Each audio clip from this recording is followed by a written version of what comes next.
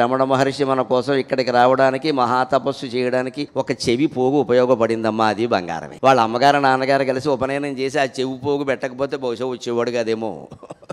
ఏమో మనకేం తెలుసు. ఓ చెవి పోగు ఉంది అక్కడ, బ్రాహ్మణ అబ్బాయి కాబట్టి అది పట్టుకుని వచ్చాడు ఆయన. ఇక్కడ వరకు వచ్చాక ఆ మధ్యలో రైలు దిగాడు, ఇంకా రైలు వెళ్ళదేమో అనుకుని.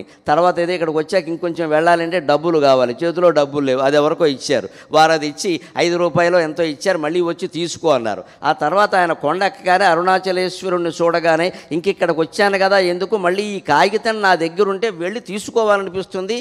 అవి చెవి పోగులు బదులు చాలా పోగులు సంసారాలన్నీ ఏర్పడతాయి. ఇంకా చెవి పోగు కోసం వెనక్కి వెళ్ళామంటే అక్కడ ఎవడో తమ్ముడో మేనల్లో తగులుతాడు. అక్కడ నువ్వు ఎందుకు వచ్చావు ఇక్కడికి అంటాడు, ఏదో చెప్తాడు, మనస్సు మారిపోతుంది, చిన్నతనం కదా. అప్పుడు మళ్ళీ వెనక ఇంటికి వెళ్ళగానే వాళ్ళ అమ్మగారు పట్టుకుంటారు, అళగమ్మగారు, ఒరే నా మీదే నీ ధ్యాసంతా నా ధ్యాసంతా నీ మీదే ఉందిరా అంటారు. తల్లి ప్రేమ అని ఉండిపోతాడు. ఏమయ్యేది, మనం ఇక్కడికి వచ్చేవాళ్ళమా ఈ కొండ ఏర్పడేది.